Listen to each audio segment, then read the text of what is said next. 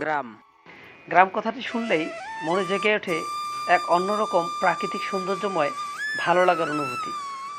গাছে গাছে পাখির কিচিরমিচির শব্দ, ছোট নদীর পানির কল্লোলিত ঢেউ, চারিদিকে সবুজের সমারোহ, রাতে ঝিঝি পোকার ডাক, জোনাকির আলো, গাছের তলায় মৃদু প্রাকৃতিক বাতাস, পুকুর ভরা মাছ, নদী ভরা জল, মাঠ ভরা ফসল, নিস্তব্ধ সুন্দর কোমল একটা পরিবেশ নিয়ে গঠিত সে গ্রাম। কিন্তু আপনারা এখন যে ডিজিটাল গ্রাম অর্থাৎ গ্রামে বৈদ্যুতিক সংযোগ, ইন্টারনেট, ওয়াইফাই লাইন, পাকা রাস্তা, পাকা ঘরবাড়ি ইত্যাদি দেখছেন, 100 বছর আগেও কি গ্রাম এত উন্নত ছিল? অবশ্যই না।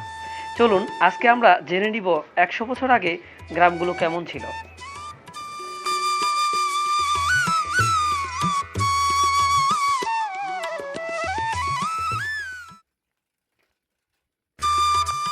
100 বছর আগে গ্রামগুলো ছিল ছোট, নিরিবিলি পরিবেশে অবস্থিত। মাত্র 5-10টি বাড়ি নিয়ে এক একটি গ্রাম গড়ে উঠত। হিন্দু মুসলিম পাশাপাশি বসবাস করত। আগের গ্রামগুলোতে ছিল মাটির তৈরি একচালা দুচালা বাড়ি, কারো কারো আবার খড়কুটো বাঁশের বেড়া দিয়ে ছনের তৈরি বাড়ি ছিল। আগে সম্পদশালী ব্যক্তিদের বাড়িতে ছিল মাটির তৈরি একচালা দুচালা বাড়ি, দালান কোঠা ছিল না বললেই চলে। আগের মানুষের সম্পত্তি ছিল অনেক, যার সম্পত্তি বেশি ছিল তাকে গ্রামের লোক জমিদার বলে আখ্যায়িত করত। জমিদারের বাড়িতে সহজ সরল মানুষ বছর অনুযায়ী কামলা খাটত। আগে সম্পদশালীদের বাড়িতে বাৎসরিক কামলা দেখা যেত। যাদের সম্পত্তি ছিল না তারা পেটের দায়ে সম্পদশালীদের বাড়িতে কামলা খাটত। আগে অনেক সম্পত্তি থাকলেও প্রযুক্তির অভাবে চাষাবাদ করতে পারত না, একরে 2 মণ ফসলও হতো না।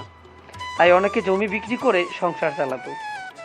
জমি বিক্রি করা হতো বিঘায় 1 টাকা থেকে 2 টাকা দরে। রাস্তা বা বাজারের পাশে জমিগুলো বিক্রি হতো 5 টাকা বিঘা দরে। অনেকে জমি লিখে নিয়ে টাকাই দিত না। গ্রামের পাশেই ছিল জঙ্গল। আগের টয়লেট ছিল না, তাই জঙ্গলেই মানুষ টয়লেট করত। আগে অনেক গাছপালা ছিল, বাড়ির পাশেই জঙ্গলে থাকতো অনেক ভয়ঙ্কর প্রাণী। অবিশ্বাস্য হলেও এটাই সত্যি যে আগের গ্রামের জঙ্গলগুলোতে বাঘ দেখা যেত। অবাক লাগছে না? দিনে দুপুরে জঙ্গলে বাঘ দেখা যেত। 100 বছর বয়সী বৃদ্ধ দাদুর কাছে শোনা যেত গ্রামের পাশে এক সাহসী লোক ছিল, একাই সব জায়গায় যেত, সব সাহসী কাজ করত। একাই একদিন জঙ্গলে গিয়েছিল শুকনো কাঠ আনতে। হঠাৎ ক্ষুধার্ত বাঘ আক্রমণ করে লোকটির উপর। অনেক চেষ্টা করে নিজেকে বাঁচানোর, নিজেকে রক্ষা করতে সক্ষম হয়, কিন্তু পরক্ষণেই লক্ষ্য করে পেছনের অংশে বাঘ আঁচড় দিয়ে মাংস ছুটিয়ে নিয়েছে। পরে ধীরে ধীরে গ্রামের সবাই জানতে পারলে ওনাকে বাঘধরা নামে ডাকত। আগের মানুষের একটা বদভ্যাস ছিল, আসল নামে না ডেকে ছন্দ নামে ডাকত। যে নাম ধরে ডাকলে বেশি বিরক্ত হতো সে নাম ধরেই মানুষ ডাকিয়ে জ্বালাতন করতো বেশি। আগের মানুষের নামও ছিল অন্যরকম। যেমন যে বাচ্চাটি ছোটবেলায় বেশি কান্না করতো তার নাম রাখা হতো কান্দুরু। যে বাচ্চা হাসতো বেশি তার নাম রাখা হতো হাসা মিয়া। বেশি পাতলা হলে নাম রাখা হতো পেলকেটু। বেশি মোটা হলে নাম রাখা হতো মোটাই। বেশি সুন্দর হলে নাম রাখা হতো সুন্দর বা সুরত আলী। বেশি কালো হলে নাম রাখা হতো কালু, কালা, এইরকম। জবের আলী, খবের আলী, চান্দু, টাকলা, কুলে, নসি, খসি, মসি, ভুটিয়া, বড়মাই, ছোটমাই, নুনু, নুন্না ইত্যাদি নামের ছিল শ্রী। আগে গ্রামের কোনো উন্নয়ন ছিল না, গ্রামগুলো ছিল জঙ্গলে ভরা। গ্রামের রাস্তাগুলো ছিল কাঁচা। বর্ষাকালে রাস্তাগুলোতে কাদা হতো আর চৈত্র মাসে বালু উঠতো রাস্তাগুলোতে। আগে গ্রামে কোনো কারেন্ট ছিল না, গ্রামের মানুষ অন্ধকারে থাকতো। রাতে তারা মশাল জ্বালিয়ে রাখতো, বাইরে গেলে হাতে মশাল নিয়ে বেরিয়ে পড়তো। মশালের পর 2 দশক পরে গ্রামের মানুষ কুপি ব্যবহার করত। কুপি কেরোসিন তেল দিয়ে জ্বলে। পরবর্তীতে গ্রামের মানুষ হারিকেন ব্যবহার করত। কুপি ও হারিকেনের আলোতে পড়াশোনা করত। কুপি ও আর হারিকেনের আলোতে পড়াশোনা করে আলোকিত হয়েছে অনেকের জীবন। তারা এখন এসিতে বসে এনার্জি বাল্বের আলোতে অফিসারের দায়িত্ব পালন করে। তারপর মানুষ মোমবাতির ব্যবহার শিখল। তারপরে 90 দশকে এলো পেন্সিল ব্যাটারি চালিত লাইট। বড় বড় লাইটগুলো বড় বড় 3-4টি ব্যাটারি দিয়ে জ্বলতো। আগে গ্রামে কোনো টেলিভিশন ছিল না, মানুষ রেডিওতে খবর শুনতো। গ্রামের সকল লোক একসাথে এক বড় বটগাছ বা আম গাছের তলায় বসে খবর শুনতো রেডিওতে। মাঝে মাঝে উর্দু, পাকিস্তানি, হিন্দি গান শুনতো। মুক্তিযুদ্ধের পরে অর্থ সম্পদশালী লোকেরা বাড়িতে সাদা কালো টেলিভিশন ক্রয় করে। টেলিভিশন ব্যাটারি দিয়ে চলতো। সাদা কালো টেলিভিশনে বিটিভি চ্যানেলে প্রতি শুক্রবারে সিনেমা হতো। কয়েক গ্রামের লোক আসতো টিভিতে সিনেমা দেখতে। আগে কোনো মোবাইল ছিল না। মানুষ এক জায়গা থেকে অন্য জায়গায় খবর পাঠাতো চিঠির মাধ্যমে।